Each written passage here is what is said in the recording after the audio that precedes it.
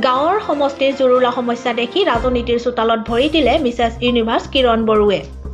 সদূৰ আমেৰিকাৰ পৰা ৭ সাগৰ ১৩ নদী পাৰ হৈ নিজৰ দেশলৈ উভতি অহা মিছেছ ইউনিভাৰ্ছ কিৰণ বড়োৱে নিজ গাঁও মোগলবেছা আৰু সমষ্টিৰ জুৰুলা অৱস্থা দেখি মৰ্মান্তিক হৈ পৰে।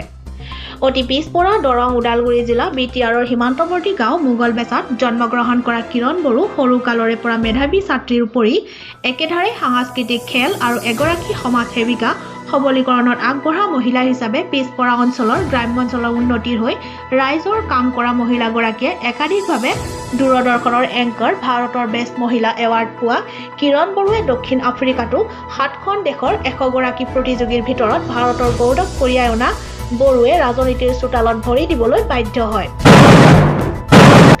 নিজ গাঁৱৰ যাতায়াতৰ ব্যৱস্থা, স্বাস্থ্য, শিক্ষা, জলসিঞ্চনৰ ব্যৱস্থা, বিশুদ্ধ খোৱা পানী এইবোৰ যেন আদিম যুগৰ গাঁৱৰ দৰে দেখি ৬৫ নং কলাইগাঁও বিধানসভা সমষ্টিতো কোনো এজন জনপ্ৰতিনিধিয়ে গুৰুত্ব নিদিয়াত নিজে UPPL দলৰ পৰা আহি থকা 2021 বিধানসভাত নিৰ্বাচনত প্ৰতিদ্বন্দ্বিতাৰ বাবে প্ৰাৰ্থী প্ৰত্যাশীৰূপে সাজু কিৰণ বড়ো।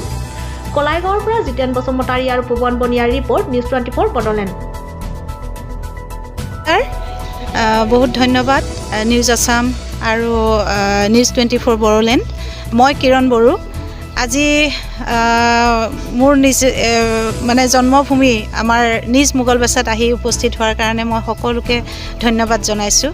গতিকে আমাৰ বহুত অভাৱ অভিযোগ আছে যিখিনি আজিলৈকে পূৰণ হোৱা নাই। সেয়ে মই বিশেষকৈ মই আমাৰ যিহেতু আমাৰ UPPL চৰকাৰখন আহিছে, গতিকে তেওঁলোককো মই আমাৰ গাঁওখনৰ বিষয়ে কৈছোঁ।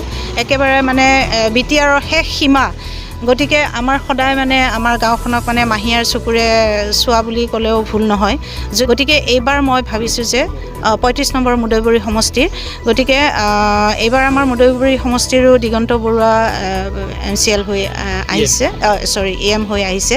গতিকে তেওঁলোকক আপোনালোকৰ জৰিয়তে মই জনাওঁ যে এইবাৰ যাতে আগৰবাৰৰ দৰে মানে কি মাহীয়াৰ দৃষ্টিৰে চোৱা নহয়, আৰু বিশেষভাৱে মই মানে অনুৰোধ কৰিছোঁ যে আমাৰ গাঁওখনৰ মানে ডেভেলপমেণ্টৰ কাৰণে মই বিশেষভাৱে যদি ভাবিম মই তেনেকৈ অকল মই ক'লেও নহ'ব, ৰাইজৰ হেৰি কৰিলেও নহ'ব।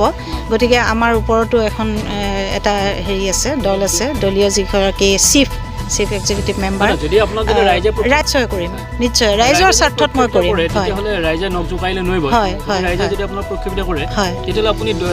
ঠিক আছে বাৰু, দলীয় স্বাৰ্থত আপুনি দলীয় টিকেট দিলে, যদি আপুনি দলীয় টিকেট নিদিয়ে তেতিয়াতো আপুনি নিৰ্দলীয় হৈ খেলিব পাৰে। ৰাইজৰ হয় নিশ্চয়, মই ভাবি আছোঁ কথাটো। গতিকে মই এইবাৰ মানে কাম কৰিম বুলিয়ে ওলাই আহিছোঁ। যিহেতু আজি ইমান বছৰে মই মানে আমাৰ নিজৰ জেগাখনৰ বাহিৰে মই বেলেগ জেগাবিলাকত মই মহিলাৰ কাৰণে কাম কৰি আহিছোঁ। তেওঁলোকে বহুত আগবাঢ়ি গৈ আছে। গতিকে শেহতীয়াকৈ মই যিকেইটা দিন থাকোঁ, গতিকে সেইকেইটা দিন আমাৰ নিজৰ মানুহখিনিৰ কাৰণে কিয় কাম কৰিব নোৱাৰোঁ, সেই উদ্দেশ্যে মই আজি আহিছোঁ। মই কাম কৰিম বুলিয়ে মই আজি ৰাজনীতিত জইন কৰিছোঁ। হয়।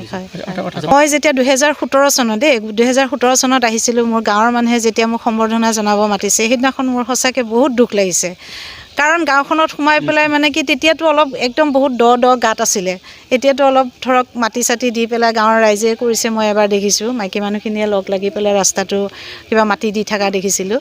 গতিকে মোৰো মানে বিভিন্ন কামত ঘূৰি থাকোঁ কাৰণে অহা নহয়, কিন্তু সদায় অনুভৱ যে মই যিখন গাঁৱৰ পৰা এজন ডক্তৰ ওলাইছে, যিখন গাঁৱৰ পৰা এজন ইঞ্জিনিয়াৰ ওলাইছে, আমাৰ ঘৰৰ প্ৰত্যেকটোৱে খেলুৱৈ, ছিংগাৰ এনেকৈ মানে আছে। যদিও আমি ৰাইজৰ মাজত ইমান হেৰি নহয়, আমাৰ ইমান প্ৰচাৰটো অলপ কম, তথাপিও আমি প্ৰফেচনেলি আমি কাম নকৰোঁ, কিন্তু আমি ৰাইজৰ কাম কৰি গৈ আছোঁ।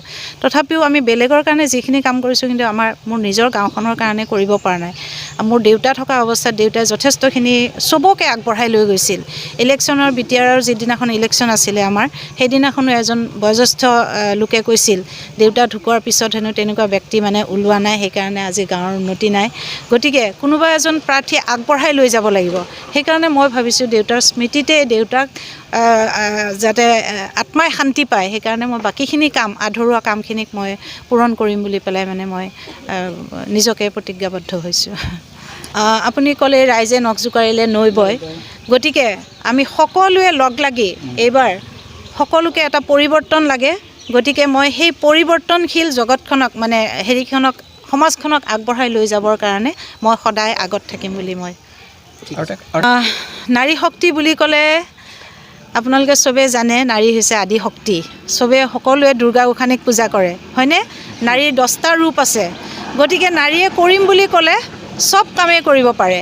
যিটো পাৱাৰ, যিটো মানুহক এজন ব্যক্তিক জন্ম দিবৰ কাৰণে যিটো গৰ্ভধাৰণ শক্তি, সেই শক্তিটোক মানে 9 মাহ 10 দিন গৰ্ভধাৰণ কৰি এটা সন্তান জন্ম দিয়ে আৰু সেই সন্তানক প্ৰতিপালন কৰি পেলাই আগবঢ়াই লৈ যায়, এজন মানুহ ৰূপে গঢ়ি তোলে। গতিকে সেই শক্তিটোক আমি হয়তো বহুত ক্ষেত্ৰত বহুত ডমিনেশ্যন কৰি ৰখা হয় বা এনেকৈ বহু ক্ষেত্ৰত বহুত মানে সন্মুখত মানে অসুবিধা, আমাৰ যিহেতু এখন মানে আমাৰ মহিলাসকলক মানে সদায় মানে ছাপ্ৰেছ কৰি ৰখা হয়। গতিকে সেই বস্তুবিলাক মই মানে কি সকলো নাৰীৰ মাজত গৈ মহিলা, তেওঁলোকৰ মানে কি প্ৰতিভা বহুত আছে, কিন্তু তেওঁলোকে সময় আৰু সুবিধাৰ অভাৱত বা ঘৰুৱা হেৰিৰ অভাৱত তেওঁলোকে আগবাঢ়ি যাব নোৱাৰে। গতিকে এই নাৰী শক্তিটোক জগাই তুলিবৰ কাৰণে হ'লে আমি মানে নাৰী সবলীকৰণ বুলি পেলাই এটা যিটো মানে আমাৰ হেৰি আছে, সেইটোক মই কৰি মানে সপ্তাহত এটা দিন বা মাহত 2টা দিনকৈ হ'লেও মই নাৰীসকলক লগত লৈ তেওঁলোকক মানে সকলো ফালৰ পৰা তেওঁলোকক মই সবলীকৰণ কৰিম বুলি মানে ইচ্ছা প্ৰকাশ কৰিছোঁ। গতিকে আমাৰ নাৰীয়ে নাৰীৰ মন গ'লে কি এখন ঘৰ ভাঙিবও পাৰে, এখন ঘৰ পাতিবও পাৰে। গতিকে নাৰী শক্তি সদায় জিন্দাবাদ।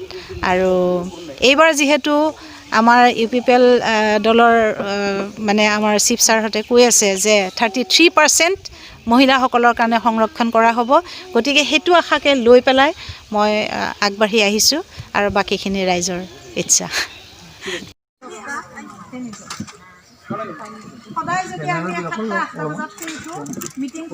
Welcome to News 24 Bodoland. News 24 Bodoland YouTube channel. Please subscribe and click on bell icon. Thanks.